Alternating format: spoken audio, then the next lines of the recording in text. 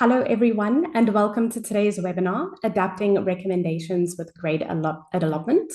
First, we have Dr. Miloslav Klugar, who is the director and co-founder of multiple international centers, specifically the Czech Cochrane Center, the Czech JBI Center of Excellence, and the Czech GRADE Network.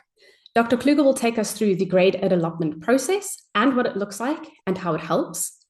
Next, we have Justyna Lityńska, who is the project manager of GRADEpro at Evidence Prime. Evidence Prime being the company that produced GRADEpro and Laser AI. Justyna is our GRADEpro specialist and will then take you through the adolopment process in the GRADEpro software. Finally, we have Artur Nowak, who is the CTO and co-founder of Evidence Prime. Artur will facilitate the industry discussion, as I've said, and ask whatever questions you have put in the Q&A section. Dr. Klugar, I'm going to hand over to you now. I want to thank you again, and we're really looking forward to your presentation. You can go ahead and unmute yourself. Hello, everyone. Hello, Shelby. Thank you for kind introduction and also for the invitation. I'll be sharing my presentations in a moment. So once more, hello, everyone, and it's my pleasure to tell you more about one of the latest guidance we have within the GRADE working group, where I'm actually a member of the GRADE working group. I'm also co-lead of the GRADE project group focused on GRADE-Adolopment, together with my colleague Tamara Lotfi. And I will be talking today about the using of the GRADE-Adolopment to adapt or create contextualized recommendations from source guidelines and evidence synthesis, and give you a few hints and ideas how we actually working with it in our national guideline project within the Czech Republic. First of all, some of my disclosures, they come mostly they are no direct or financial conflict of interest. They are all indirect, and they come in basically from the fact with what institutions I'm working with. So in our country, I'm leader of the Cochrane, Czech Republic, Czech GRADE Network, Czech GBI Center of Excellence, and also board member of the Guidelines International Network, and also the board member of the Evidence-Based Research Network. And within our center, we have in our country the National Institute for Quality and Excellence in Health. It's the acronym NICES in Czech language, and it's responsible for the development and maintenance of the national guidelines, and that's actually where we mainly use the method of the GRADE-Adolopment. Quite recently was published GRADE Guidance 39, which is the GRADE-Adolopment. You can see the members of the project group, method group, and the co-authors. They are all co-authors of actually this work, which you can access and read in a Journal of Clinical Epidemiology. And for the content of today's lecture, we'll be speaking a little bit about adolopment background, objectives and methods, adolopment in action, and results and a discussion. So that's what I prepared for you today. And then I'm happy to answer questions within the panel discussion, which will be kindly moderated by Artur. So actually, how this all started? Well, first, the GRADE-Adolopment approach was published as a concept, and you see many authors who then be co-authors of the GRADE guidance. And then this concept, which was published 2017, it was then actually used in several different organizations, and they also publish results about how they work with the GRADE-Adolopment, and we actually very soon after that implemented GRADE-Adolopment into our national methodology for the guidelines we're developing in the Czech Republic. Adolopment basically combines the options to increase efficiency in guideline development, which you can know as adoption, adaptation, and also the de novo synthesis. So the GRADE-Adolopment actually is using advantages of all of those concepts together. So it's actually much more effective and also, let's say, flexible enough to answer the questions which you cannot find or identify in any existing guideline or recommendations. So the development might be quite a new word for some of you. And this word was actually added into the lexicon of clinical epidemiology, as you can see described. Basically, as I said, the combination of adoption, adaptation, de novo development, and using the GRADE evidence to decision frameworks, which informing the recommendations and development of recommendations within the guideline panel processes. Development in action. So actually how we work within the development, we identify systematically source guidelines or recommendations. And then, we checking the quality and also completeness. Some guidelines might be of very high quality and they will be, suitable for the purpose. They will also have some other findings developed using the GRADE methods. They will have also evidence to decisions, and they will have a clear recommendations. In this situation, if there are, for example, strong recommendations and there is high certainty in the existing evidence, you would go through the whole process of development. You will check if you agree, and if actually the guideline panel who is developing the recommendation agrees with all what was developed by the original team, then you may realize, okay, there is no need to contextualize nor of these, and you can end up with a non-modified adopted recommendation. There could be another situation where actually there is not strong recommendation, is the conditional recommendation for intervention or comparison. Then actually you are going through the same process. So you're looking at some other findings, evidence to decisions, recommendations, going through all criteria with your current guideline panel. And there may be some changing coming because there is a contextual evidence which needs to be added into existing evidence to decision criteria. And then actually you would need to modify one of the criteria, which may end up also with the changing of the recommendation, either strengths or either, for example, the text of it. So then we say that the recommendation was modified. So we would say we mark it as adapted one. And then there is a third case situation where actually there is no summary of findings which exist, no evidence to decision, no recommendation. So you need to develop new question, which in our context means that you need to develop new systematic review based on this new evidence to decision framework, and that you would say you will end up with a de novo recommendation. Within the guideline process, you can actually combine all of these methods as fit and approaches as fit, and also you can basically use several different guidelines or recommendations which exist to this topic. So the objective of this guidance was that we updated and further operationalized the guidance for using GRADE-Adolopment approach, and also to actually enhance these methods which existed. How we worked within the GRADE working group for this. So the methods were based on an original GRADE-Adolopment model and approach.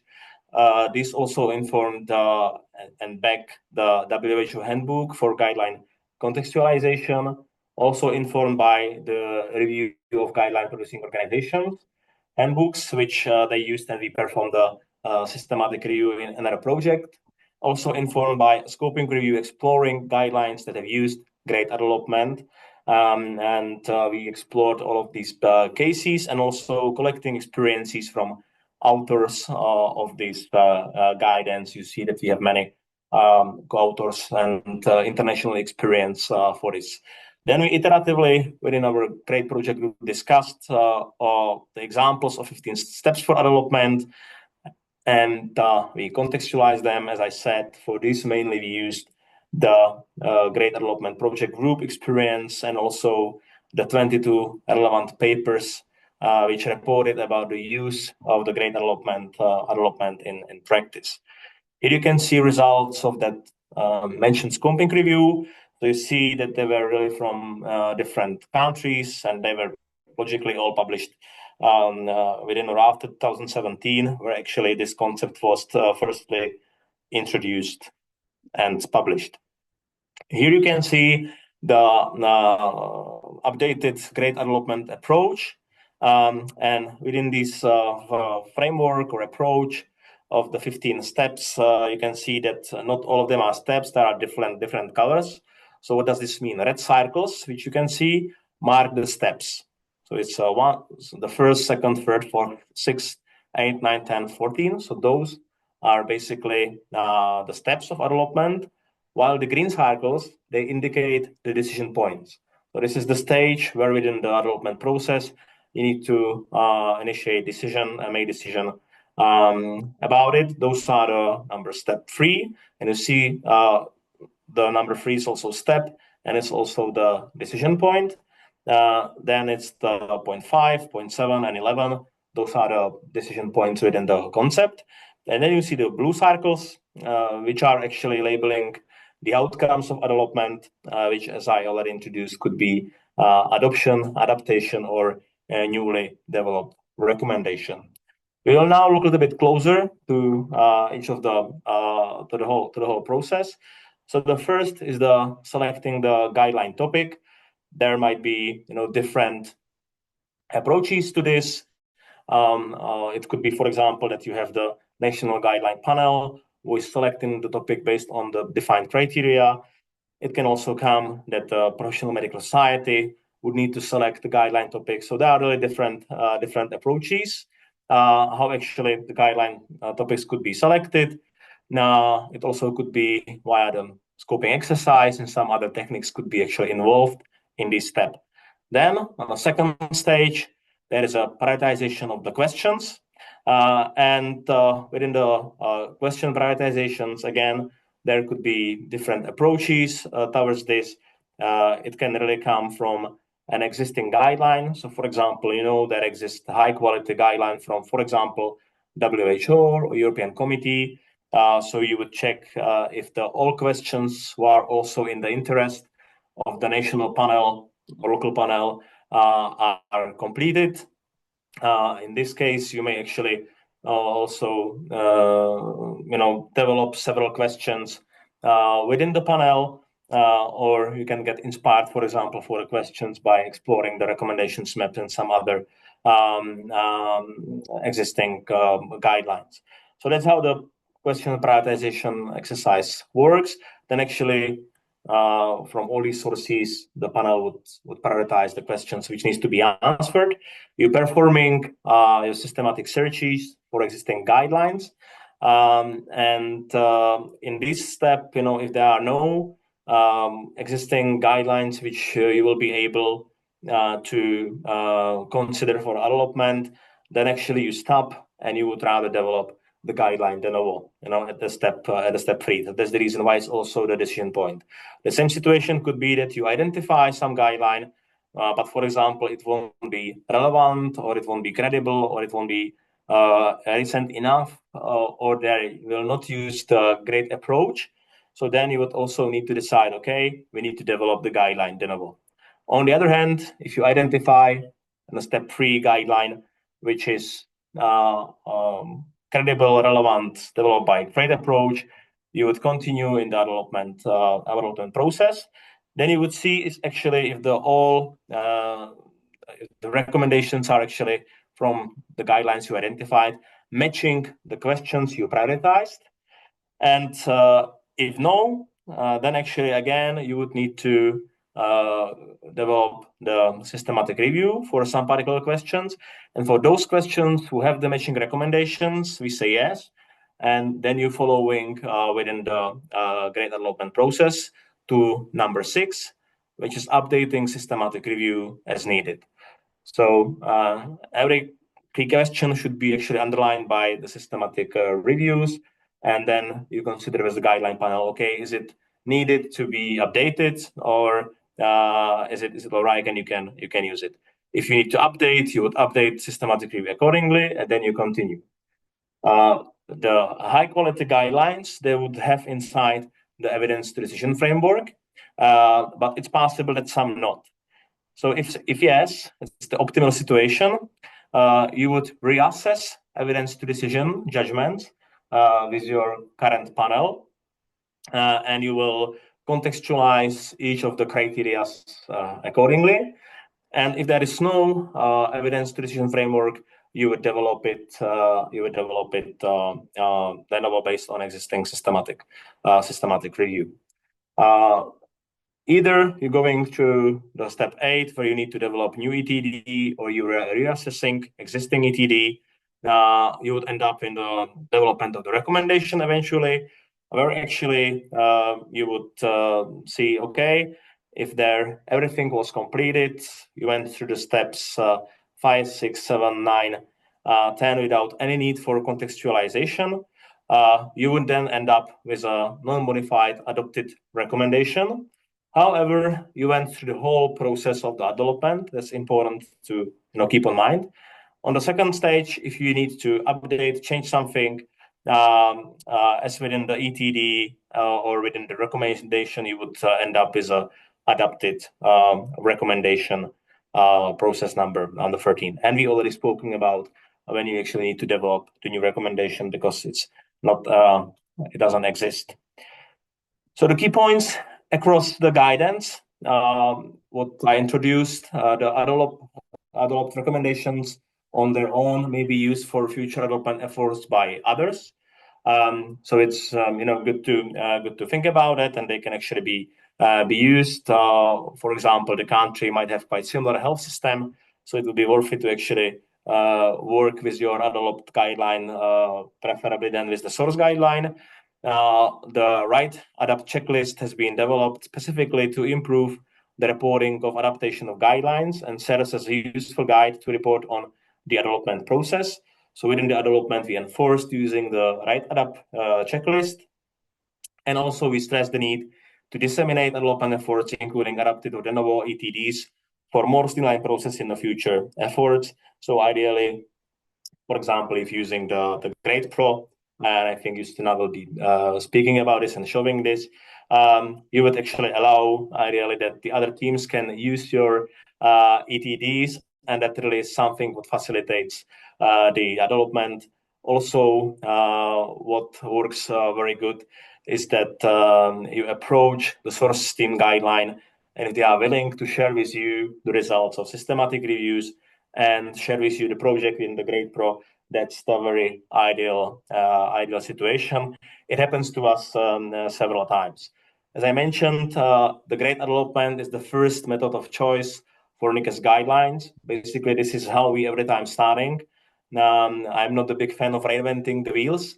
That's the reason why actually with any other new guideline approach, we first made systematic searches for existing of the guidelines and recommendations.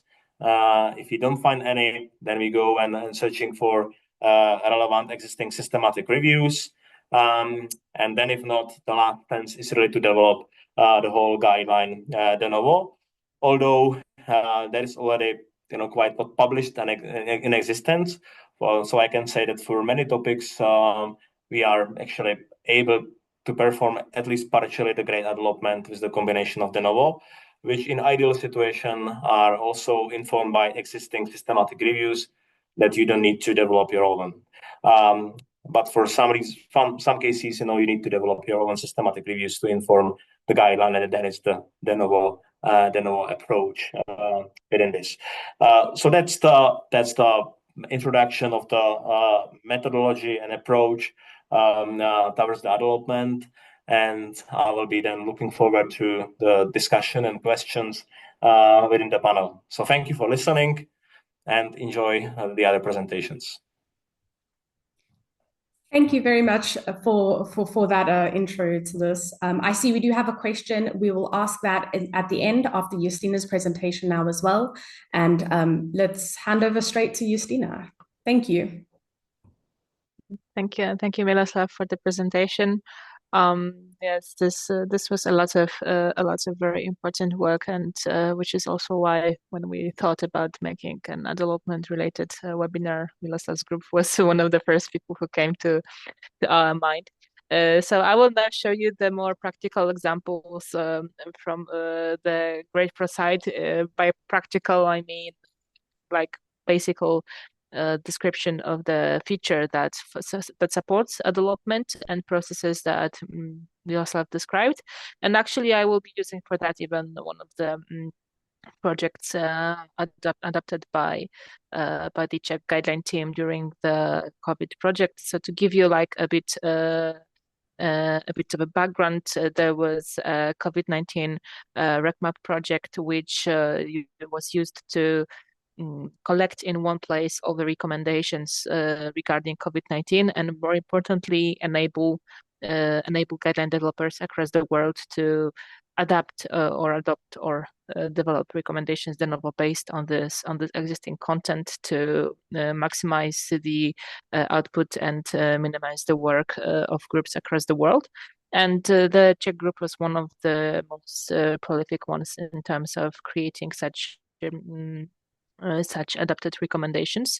So the way it works in GRADEpro is first you need to have the input, right? So you need to have the original recommendations or guidelines that you want to adapt. So in this case, those were the anticoagulation guidelines by American Society of Hematology, and basically all you need is to have the project existing somewhere in GRADEpro, and by existing I mean it can either be created from scratch by the team if they are already using GRADEpro, or if the project was created outside, then the content has to be extracted into GRADEpro. And most importantly, the part that needs to be existing is the evidence of decision framework. So the 12 criteria of the ETD that are discussed during the recommendation generation process.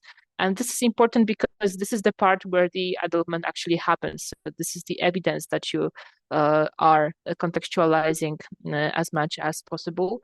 So of course, if the recommendation that you want to adapt doesn't have this framework completed, then it could be more difficult to adapt if there is no content to be adapted. So the original project is the first step that is required, and of course preferably the consent of the authors, right, to use their data to adapt. And I think that's one of the issues that Miloslav touched in his presentation. So that if we want these efforts to be more prevalent in the guideline development field, then it is necessary that people first of all publish their works, and second, they are comfortable with other teams using this work to inform medical decisions in their own contexts. So once this project is available, there is a special option in GRADEpro available for project, which is to create Adolopment. So it's highlighted quite clearly what to use, and whenever you do that, there's always the information about what's about to happen. We also link to an article regarding guideline adaptation, and I guess we will also be including into that the latest article that Miloslav mentioned, as it is a very nice source for this. And you also see the list of all PICO questions that are in a project, because of course you may want to adapt all of them, but perhaps only some of the recommendations will be of interest to you. So you have the option to select one or all of them. And basically then it's enough to create, and that's when this happens. And from the technical point of view, that's basically it. So then when you enter this project, it is essentially to some extent a copy of the first one. So you have the same recommendations that you selected for adaptation, and when you enter them, they have the standard structure of GRADEpro questions. So they include a summary of findings table, which is the same. So all the data is copied from the original project, and it is up to you if you want to keep it as is, or if you want to add data from your own systematic reviews if relevant, or if some of the outcomes which may not be relevant for your context, they can also be deleted if you wish. But most importantly, the most important changes occur in the evidence of decision framework, because then each criterion is equipped with a special toggle for adolopment. And you see the original content of the guideline that you are adapting, and the content is not non-editable. So I cannot change it. I cannot change the judgment. So this is kept for transparency reasons, so that I don't alter the original content. And I have with every criterion I have a choice. If I see that the criterion, that the evidence and the judgment are basically the same as they would be in my context, I can leave them as is. So if for example, the priority of the COVID-19 is the same in my context as it was in the original one, I can leave it as is and just accept it fully. But if content has to be changed, or for example expanded for my context, I can use the adolopment toggle. And when I turn it on, I see that the original content is now labeled as original to be discerned, but more importantly, there appears the adolopment option. And here I can enter additional content or alternative content if the criterion has to be adapted for my context, and I can make my own judgment. So if the judgment is different, so for example, the benefits which were considered trivial in the original context are small or even moderate in my context, I can change it based on the evidence that I collected for my context. And this can be done for any of the criteria, and it can be done for all of the criteria or for some of the criteria. So this is entirely up to you. If there are cases that Miloslav mentioned that there is a strong recommendation and the evidence is of good quality, then I may even leave all the adolopment toggles off and just adopt the recommendation as is. And I wanted to show you an actual example based on Miloslav's team work. So let me just jump over there to show you what it looks like in a completed attendee.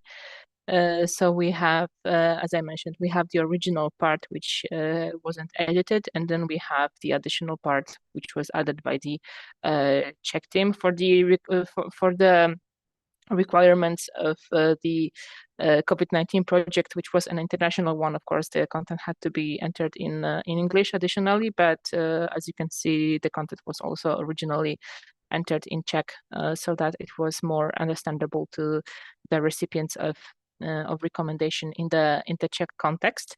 So, as I mentioned, this can be done for any of the criteria, and more importantly, at the bottom, as always, at the bottom of each recommendation in GRADEpro, there is always the summary table. So this shows the summary of decisions of the ETD, and in case of adolopt recommendations, there are additional it is additionally available to compare the decisions of the original and the adolopt recommendation. So in this case, this was, if I'm seeing it correctly, everything was more or less the same. So the original strength and direction of the recommendation were preserved.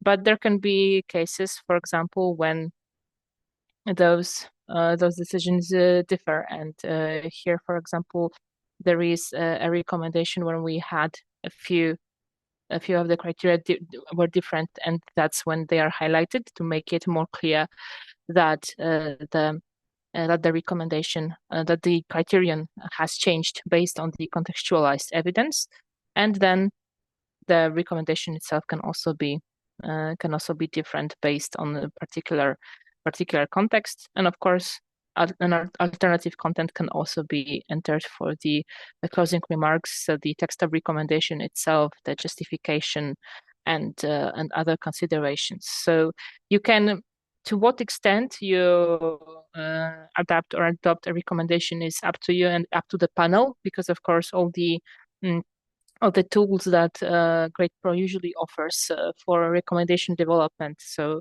the panel voice for consulting the ETD criteria with the panel, are all available as well in the Adolopment. So this is like a regular GRADEpro project, with the difference of having this original content available to adapt or adopt or develop the novel based on new evidence for depending on your needs.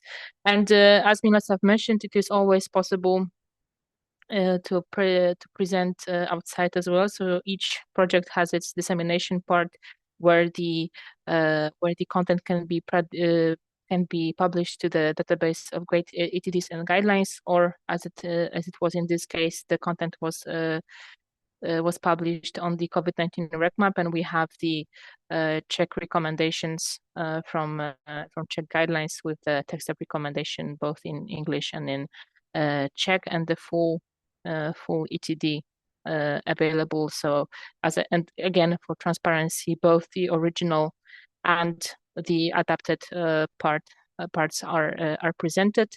And as it was in the case of this particular project, at the bottom there is also an Adolopment request form. So in case someone wanted to build on this on these recommendations, on this evidence, they could do that freely. So this is a tool that I think can help really save time and also keep the transparency, which are, I think, one of the most important values of GRADE itself and of Adolopment process, perhaps especially.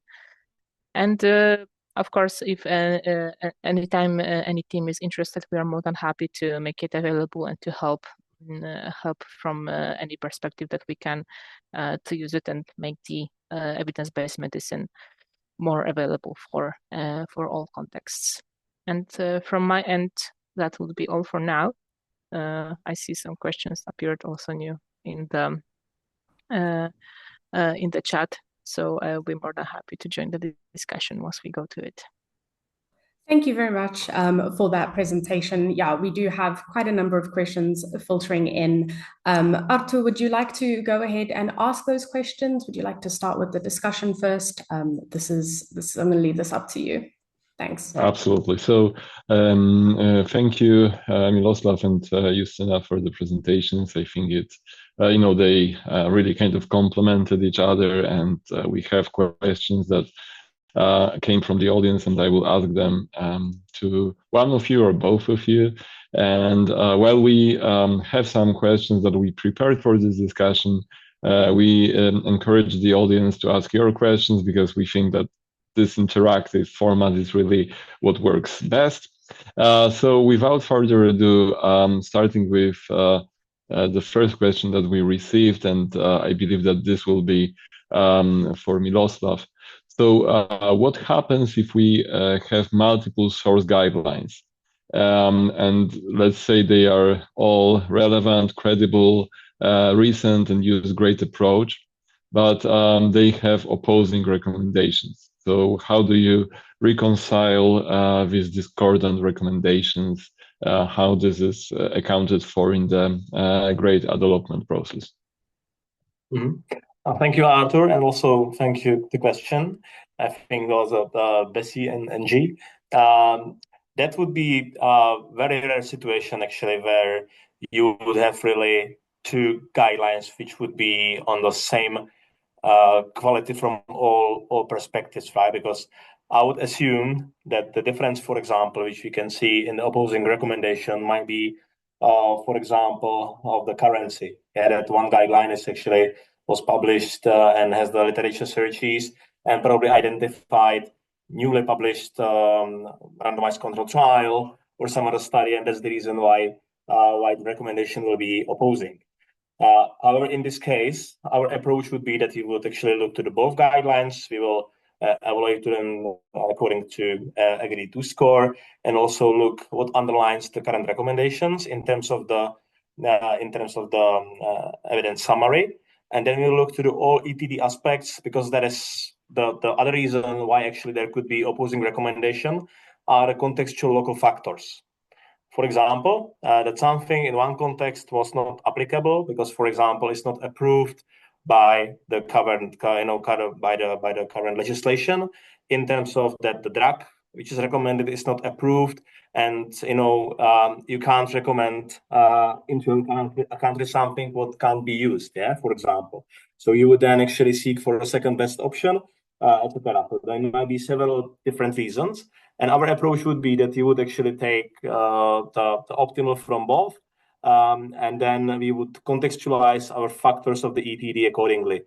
Yeah, so it may be possible that we may prefer, one source guideline which might have the health system which is quite similar to our, and that might be the explanation, and that would be the approach. Yeah, so in this case, if they are really both very similar, you actually look to both of them, and then you would see what's the difference, and we would be even able to, for example, combine or add this evidence into the evidence to decisions, and then we would make our own adopted recommendation, and we would see what would be the direction of the recommendation and strengths, and what the factors we will be actually contextualizing.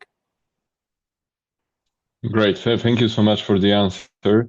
For the person that asked the question, please let us know whether this answer is kind of satisfactory, or whether you would like to ask for more details. And we have another question that I think is best suited for Justyna to answer. So can the whole adolopment process happen in GRADEpro? So I mean, it depends what we mean by as whole, but in general, GRADEpro itself was designed to reflect the guideline development process, regardless of the approach taken. So it can include the planning itself. So we have, maybe I will just share my screen to present also what I'm saying. So there's always the part for planning, so the guideline development checklist by Jean and McMaster, where you can plan the entire process, and there are steps which are the same for both original generation of recommendations and guidelines and adolopment.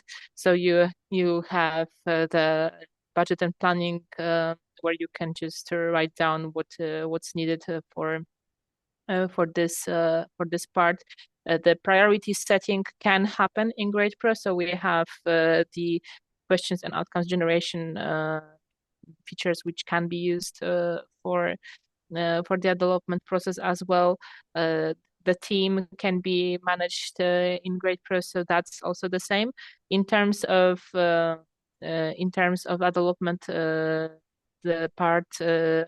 the only part that doesn't take place in GRADEpro would be the systematic review, if additional systematic review is needed, but then that can be covered by Laser, our sister tool.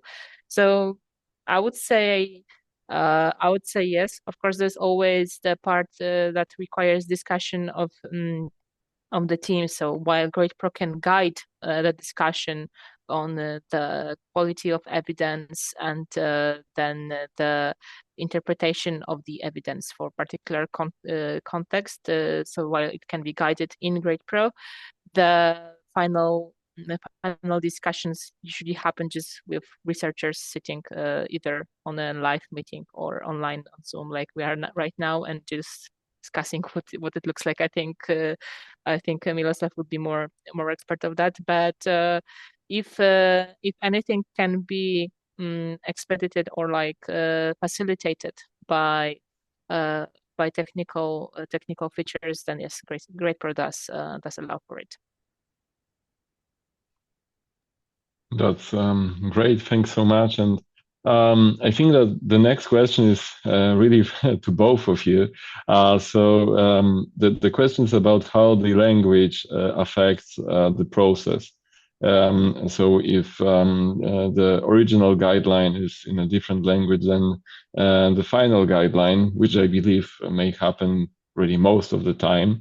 So Miloslav, maybe you can share some first-hand experiences from this process, especially around the adaptation of content. And then, Justyna, I will also ask you to join to maybe describe a little bit how this looks like from the tool perspective. I mean, whether the tool itself can be translated. So, Miloslav, would you be so kind to answer first?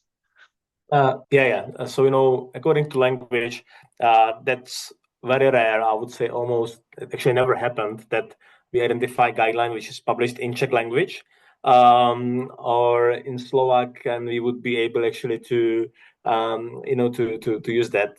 So ideally, our guidelines, the source guidelines we identify are published in English or in some language which we can speak. And if we can't speak that language, we would have several options. We would need to translate it, which can also happen. But the first, usually we're asking our colleagues who can speak that language if they can check for us the content and the quality, so we know if it's worth it to actually translate the guideline or not. So that's how we approach towards it. And then of course, within the development process, we are if it's in English or our clinicians can speak English, while on the guideline panels, that's typical. If not, we would translate it into Czech language and then work with it. But in most cases, it's not needed. And while we are actually checking and working within the contextualization of each of the ETD, we already translating it into Czech. Yeah, so our guideline is in the end in the Czech language, and we basically translating. There is a need for development. We adding this new evidence in Czech language, and as you've seen on the example of the COVID-19, we also actually translated it back into English. So actually, anyone was then able to use on the COVID-19 recommendation map our Adolopt recommendation, which was already back translated into English. So it was ready for anyone who was interested in using our recommendations. Yeah, so that's great, and also thank you for asking this question because I believe that this kind of practical part is also very important in understanding this whole process. So, Justyna, would you mind kind of discussing a little bit how this looks from the tool perspective? I mean, whether the tool can also be available in a national language. Sure. So as Miloslav mentioned, there's always the part of the content itself. So if the original recommendation by Ash was made in English, then of course, if it needs to be translated, if the original content needs to be translated into national language, then if it is not understandable for developers or for the panel, then perhaps some help from translators, be it like regular people who do that job, or software like people or other online translation tools, then of course this is necessary. But for the tool itself, we have GRADEpro available in a quite a lot of languages. So showing you the full list, it spans really wide from English through German, Spanish, Italian, even Estonian. And Miloslav's team was kind enough to also provide Czech translation. So you will have in this webinar, you will have an unusual preview of Czech version of GRADEpro, and the same is available for the evidence to decision frameworks, which have a separate language setting, because while any person can view it, and I imagine that for some people it would be more comfortable to continue viewing it in English, but the document itself should be previewed in the language, in one language for everyone to to keep it all unified. So if you have panel members who don't feel comfortable with English, you can present to them the questions in Czech, the judgments in Czech as well, and the content in Czech. I mean, in Czech or in any language that you require. So if you want to use it and you don't see language in the list, you can always contact us, and we can help you arrange for that translation to be done. And I think it helps both ends, because of course we would like to be able to present our solutions in as many languages as possible, and also for other researchers from other countries. So the way that Miloslav's team made GRADEpro available in Czech, now any researcher in that country can also use it and make it more available for them and for their collaborators.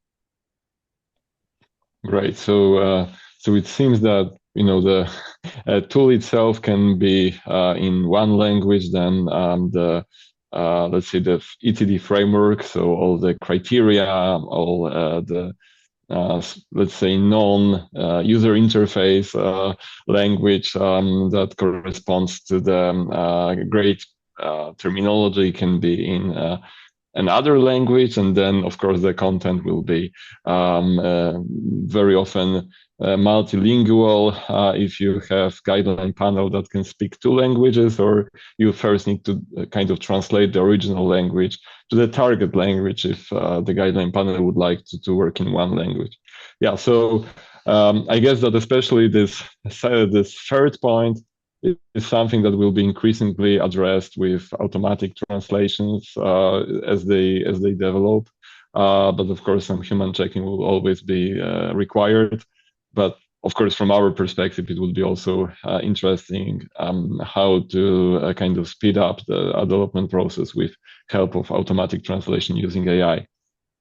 Great. So we have questions from Valeria that I think will go first to Miloslav, which is typically who gets involved in these development processes. So in your case, you mentioned the national guideline program, where I believe the people involved included clinicians from different, let's say, professional societies in Czech Republic.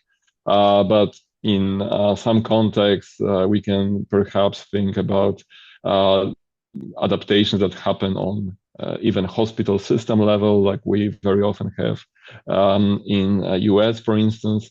So when doing development, where actually to kind of look for the guideline panel members, is the recruitment to the guideline panel the same as with de novo development, or do you think that perhaps the process is different to this degree, that you may kind of have some sort of a wider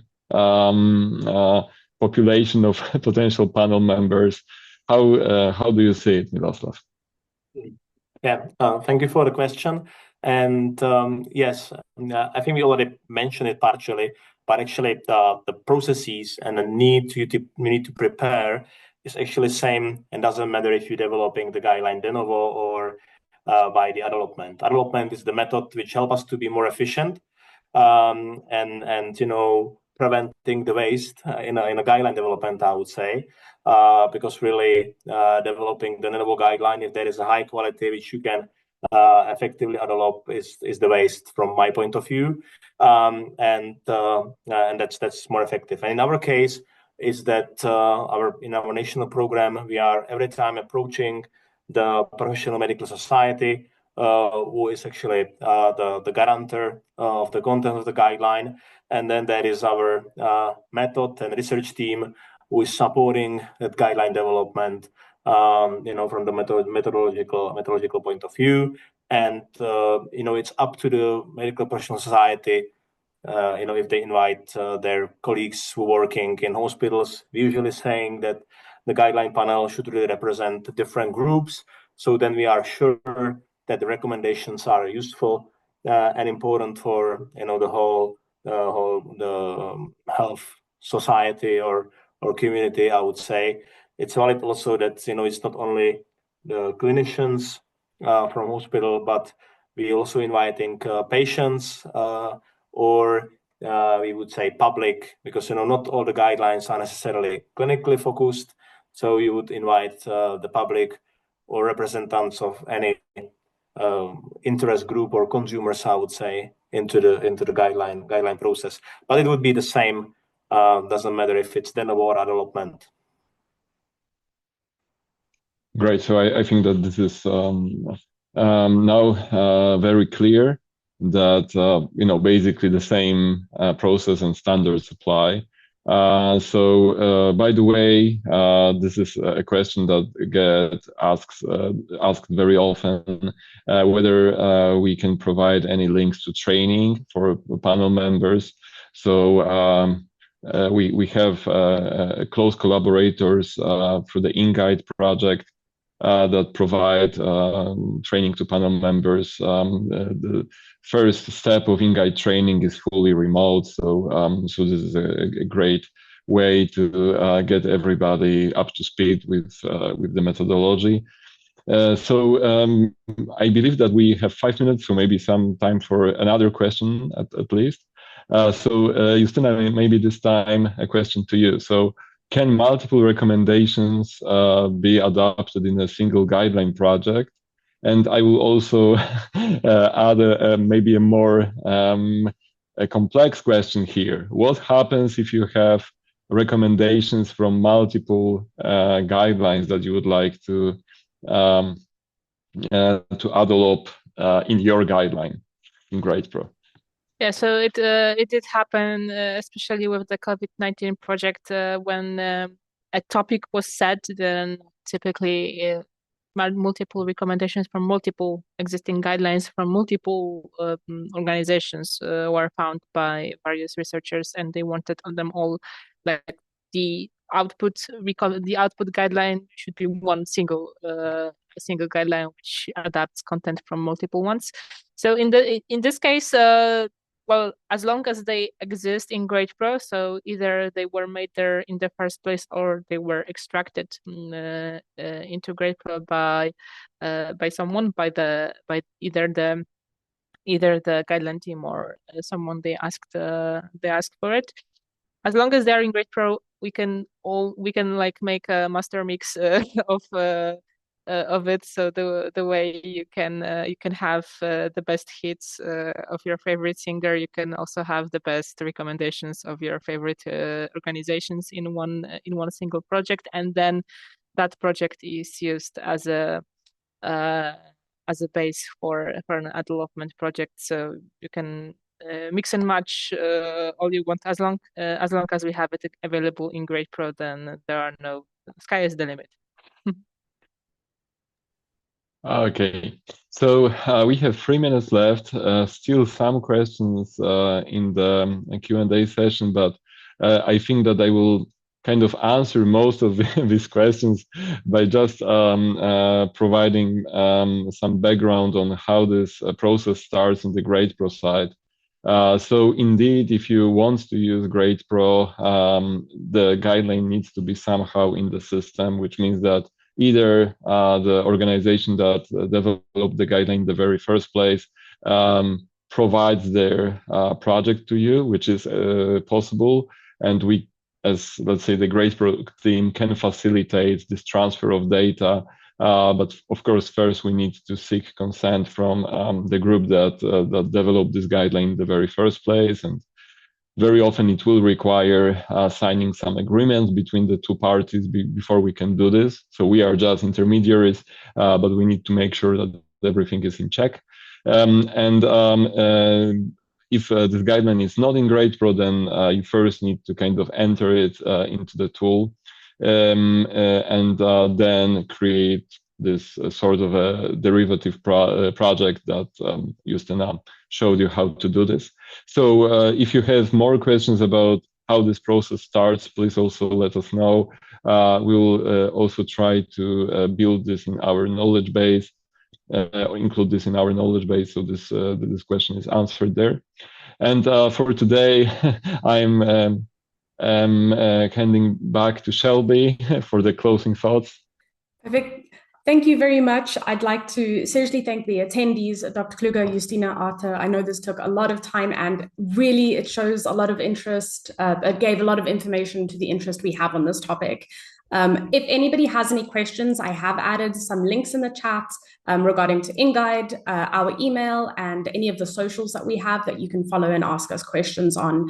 Other than that, really thank you everybody for your attendance and your participation. If you have any questions, just email us.